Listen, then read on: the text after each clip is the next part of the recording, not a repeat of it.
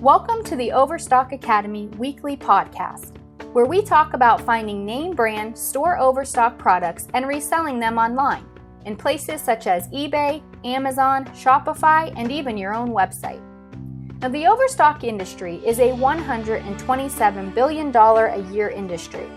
All of the products are the same highly profitable name brands that you know and trust, which basically means that if you do it right, they almost sell themselves.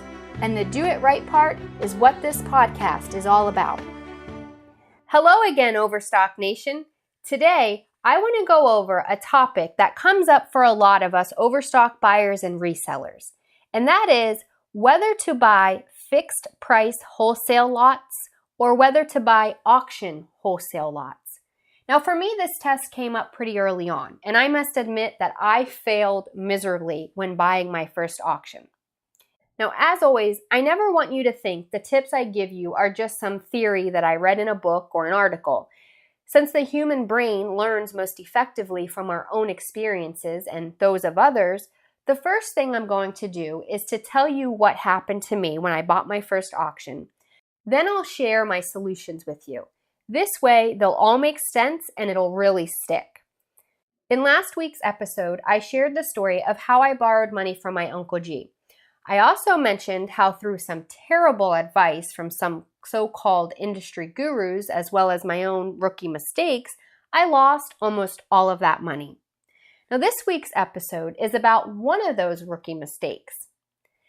After I got the money that I needed from Uncle G, it was time to start shopping and looking for products. I went to my go-to Overstock product source, and now I was rolling with the big dogs. I had found a source with the craziest profit margins I ever saw. I had the market for the products that would sell as fast as I could list them. I had what I felt was a decent experience having flipped Overstock laptops for a pretty decent profit. I was ready to be badass. I'm thinking, what could possibly go wrong, right?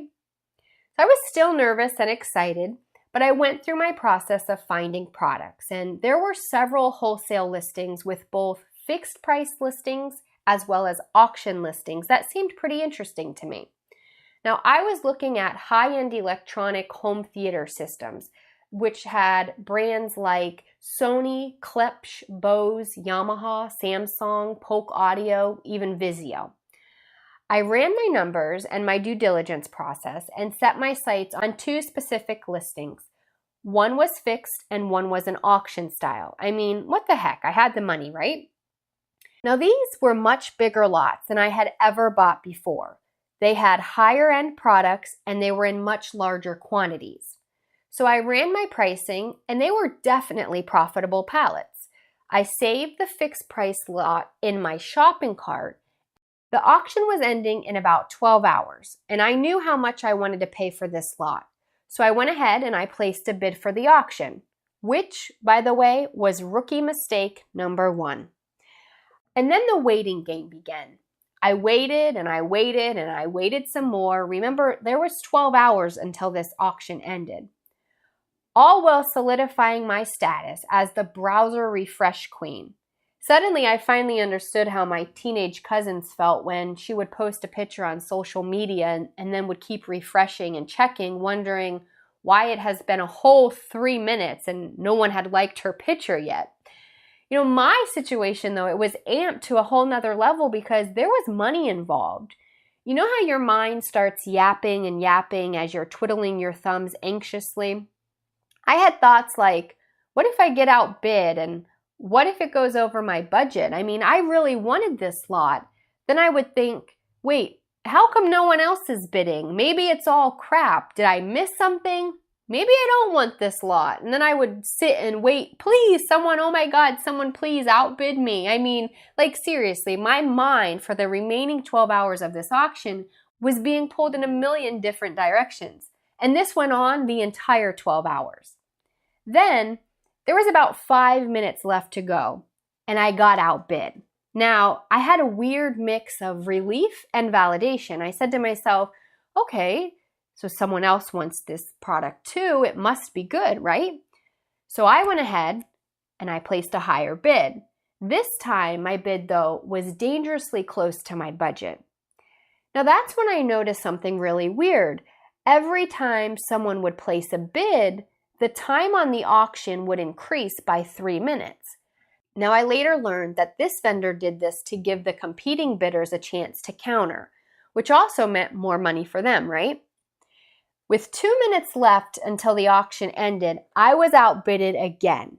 So now I'm like, okay, this is how you want to play?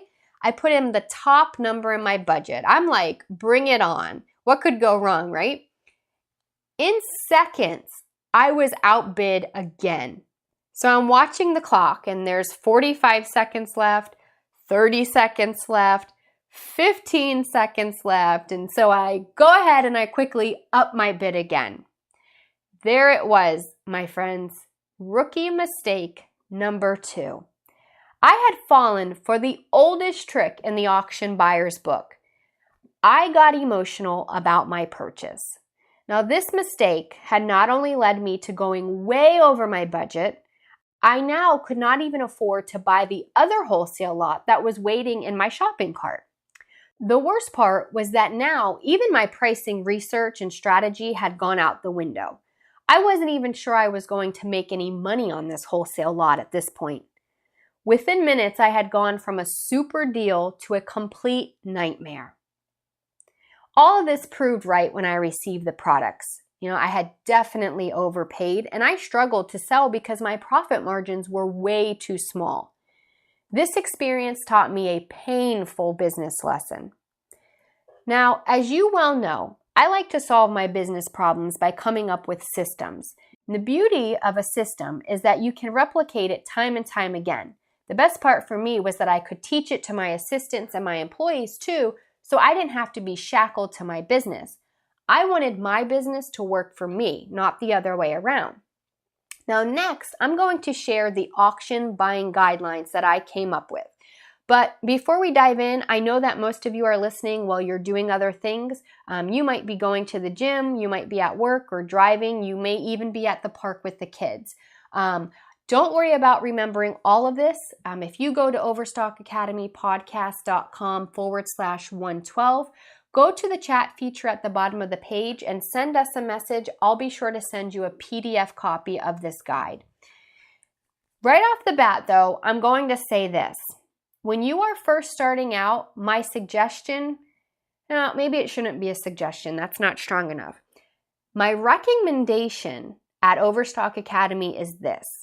1, never buy a wholesale lot that doesn't have a manifest, also known as a product list. The reason being is a manifest is going to give you a list of everything you are getting and what you are paying for each item. The second thing is never buy an auction wholesale lot until you have a system and you know what you are doing. The reason being is you need a solid buying strategy and a steady foundation. Remember, if your foundation is shaky, the entire castle you are building could come crashing down. And I don't want your castle to come crashing down, and I know you don't either.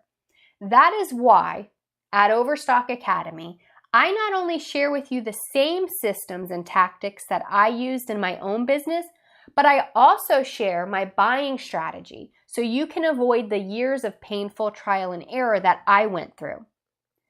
Overstock Nation, if you take nothing else from this episode, please remember this one thing. You make money when you buy, not when you sell. If you hang your hat on selling, you are basically putting your fate in the hands of the market. And let me tell you, the market can be ruthless.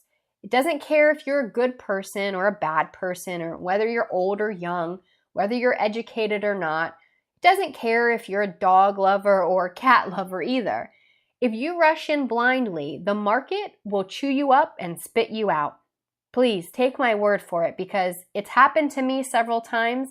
I came out of it though on the other side, bruised but victorious. Again, remember, if you're just starting out as well, stay away from auctions until you get your feet wet. At Overstock Academy, I not only teach you how to distinguish real wholesale vendors from brokers and middlemen so you keep most of your profits, but I go a step further and I share my actual vendor list. These are vendors I've personally vetted out with my own business, and none of them have paid to get on this list. I will never ask you to risk your neck with some stranger. But I will always teach you how to protect yourself and your business just like I did. Now, almost all of these vendors sell some wholesale lot in auction format. Actually, a few of them only sell in auction format, but most offer majority of fixed priced format. There are some significant advantages to buying wholesale lots through auctions. The main two ones are, one, convenience. You can buy without traveling to the location. Just make sure you have a manifest and you have seen pictures or have bought from the vendor in the past and you trust their product descriptions. Number two is you're going to get lower prices most times, right? You could score some amazing deals at auctions. I mean, I've seen pallets value at $3,000 sell for under $100. Now, on the other hand, I've also seen auctions go out of control. Like anything else online, you could come up against auction trolls who drive up the price with no intention of buying. Now, don't worry, I will give you an easy tactic to avoid auction trolls. However, auction buying is similar to walking a tightrope. To buy like a pro, you have to start thinking like a pro. And here's how you're going to do that. Number one is you're going to observe and study before you buy. So what you can do is create an account on the site and spend some time studying the vendor. You're going to study their auction platform and their auction rules. What you're trying to understand when you do this is A, what type of payment is accepted? B, how soon after do you have to pay for your auction? C, what are their shipping options? D, what are the estimated shipping costs to your location? E, what have other similar lots sold for in the past? Were they what you consider good deals based on what you could resell them for? F, you want to see, are there any additional fees, such as a buyer's premium? In auctions, the buyer premium is a percentage additional charge on the winning bid at the auction that must be paid by the winner. So you want to be sure, is there that extra fee as well? G is there a quote-unquote reserve price with their auctions? If the winning bid falls below a seller's reserve, the wholesale lot won't be sold. And H, what is the vendor's refund policy, if any at all? Okay. The second thing you're going to want to do is you're going to want to determine your budget and stick to it. Now, the sticking to it part is the most important part. Set a top dollar value that you're willing to pay for the wholesale lot that you found, and don't bid $1 more over this amount, no matter what. You know, if you can spend only $300 on a specific lot, don't break the bank trying to win it with a $1,200 bid just so your pride is beaming and you can say, I won that auction. Number 3 is know what you're bidding on, okay? Do your due diligence, read the vendor's descriptions thoroughly, research the brands, and research the product conditions. Where possible, if you can, inspect the products physically. If that's not possible, get as many pictures as you can from the vendor. Some vendors will even organize a video showing you on either Skype or FaceTime. So don't be afraid to ask your vendors for this information. The fourth thing is you want to keep track of the items you're bidding on. So, feel free to make lists of each items that you're interested. Write their lot numbers down, notate their exact web addresses and their closing dates, and any other notes that you have relating to the auction. You'll be surprised how easy it is to forget or get confused with what auction is what when you're watching multiples of them. The fifth thing you're going to want to do is check your auctions daily.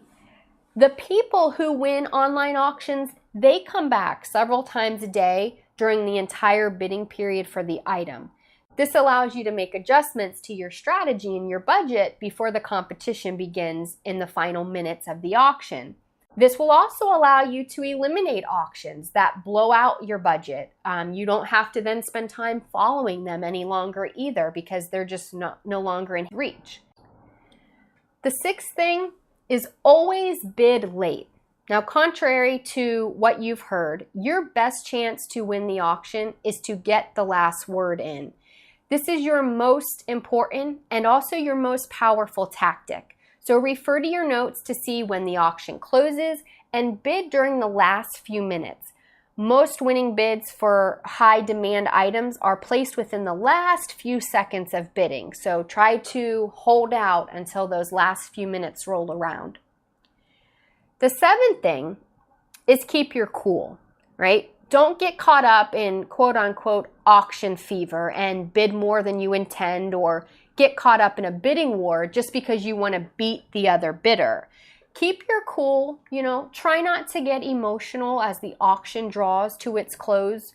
Believe it or not, there are, like I mentioned before, auction trolls, and they're out there. They get super competitive. They drive up the prices knowing full well they can't afford it. I know this because I've seen it on their YouTube videos with their dumb ignorance on full display. You can search YouTube and find it too. The thing is these are not real entrepreneurs like you and I. They are simply wannabes who pretty much fail at life, right? Now, here's how to deal with those auction trolls. Just stick to your plan, first of all. Know that eventually their luck runs out and they end up winning a lot that they cannot afford, and they'll eventually get caught and get kicked off the platform. So just be on the lookout, but also remember that there's going to be other auctions. Set your pride aside. You do not have to win every single auction you bid on. So those are my 7 strategies for buying auction lots. And some of them sound basic and some are common sense. But as you heard in my story before, it's very easy to make mistakes that end up causing you so much grief. And, you end up with products that have very small profit margins and they're moving slow. So to avoid that, take these 7 strategies into consideration when you're starting out buying your auction lots. Before we wrap up today's episode, I do want to answer a couple questions that came in from some viewers in a previous episode. The first question says, "Hi Amy, on best offer." So I'm assuming we're talking about eBay here. "How long does a buyer have to pay me? The buyer wants to wait 7 days to pay. Is it only 3 days? How long would you suggest waiting?" All right, so there's going to be a lot to factor into this answer, but I will tell you this, obviously getting your payment ASAP is key. When you have an item that has sold and has not been paid for, you're pretty much sitting on inventory that is not viewable or available to anyone else. My suggestion would be maybe message the wannabe buyer and let them know that you are unable to hold the item as there is a high demand for it. You could even suggest that they should cancel the sale, and when they have the funds, they could come back and make another offer and complete the purchase if the item is still available at that time. This will allow your item to still be up on the marketplace and viewable by any potential buyer. Plus, you avoid seeming desperate and being held hostage, if you will, by the buyer. Another thing is, I've noticed when you give buyers long periods of time to pay, they usually don't ever come back to pay. Life happens and they forget about it or they use the funds for something else. The buyer has nothing to lose, but you do. Remember, you are a business and you have to take yourself seriously and act like one if you want others to think so as well. The second question comes in from Rob Price, and Rob is asking, how much time do you spend a day working on your listings? I guess I mean this to be an all-inclusive question between sourcing, cleaning, researching, taking photos, answering customer messages, packaging, and shipping. I am just trying to get a general idea if I need to be upping my game here. I have over 300 listings and a store. Do you have a preset schedule, such as do you stop at 5 p.m. to make time with your family? Are you more or less busy on purpose on the weekends? Thank you.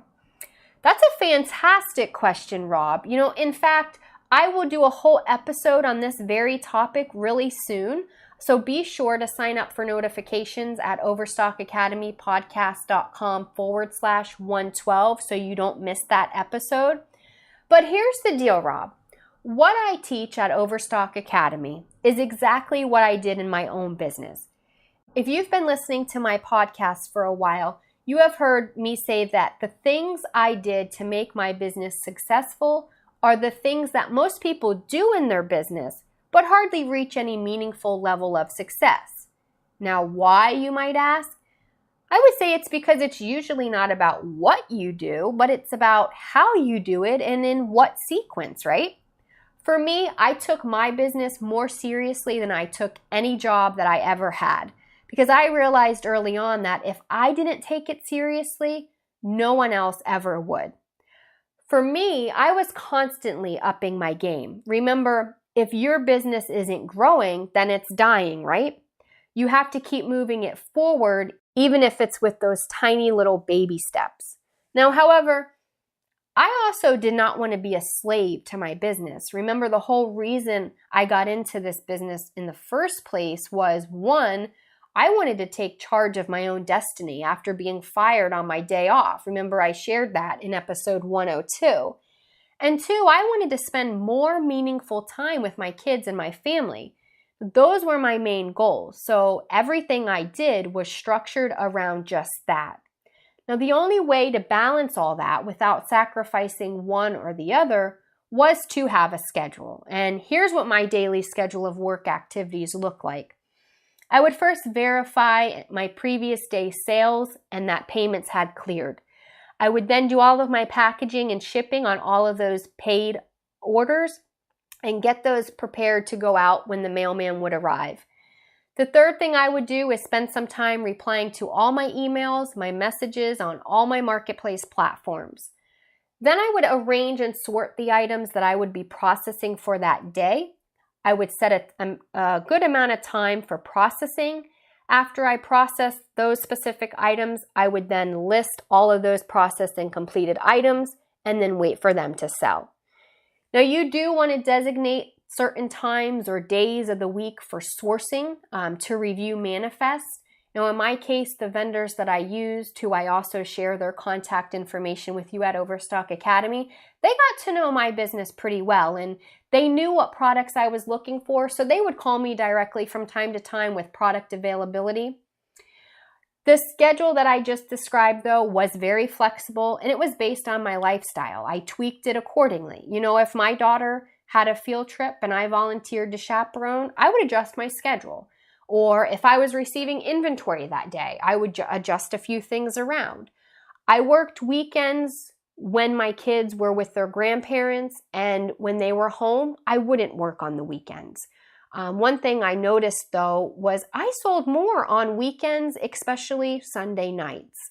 So if I didn't want to work over the weekend, I just made sure everything was tightened up by Friday. Then all I would have to do over the weekend days would be to respond to buyers' questions and offers, and also enjoy the cha-ching notification whenever my items sold.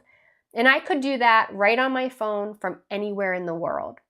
I'll tell you though, Overstock Nation, there is something about that random cha-ching that makes you feel like a freaking superhero, isn't there? I mean, if you've heard it go off randomly while at dinner with your friends or a family, then you know exactly what I mean. Oh, and before I forget, I know some of you were asking how to get the free trial to the Ultimate Store Overstock course. If you go to overstockacademypodcast.com/112, then click on the link at the bottom of the page. That's going to take you directly to the free trial of my most popular course. In it, I demonstrate my entire system on camera with no edit, so you get to see behind the scenes at what a 5- and 6-figure business looks like. And you'll also see how easy it is for you to clone it. And don't worry, I don't even ask for your credit card to access the trial. It is a true free trial, and it's totally worth checking out. All right, so that's going to wrap up this week's episode. I truly hope that this show was beneficial to you. If it was, please feel free to share it, and there's definitely plenty of profits to go around. Also, if you want to make sure you don't miss any episodes, please be sure to subscribe and leave us a written review. If you have any questions, please feel free to send them in and we'll get them answered for you. My email address is amy@overstockacademy.com. Also note, for the benefit of other listeners, your question may be read out and answered in an upcoming show. So again, be sure to subscribe so you don't miss any episodes. Thank you so much for joining me today, and I hope to see you again in the next episode.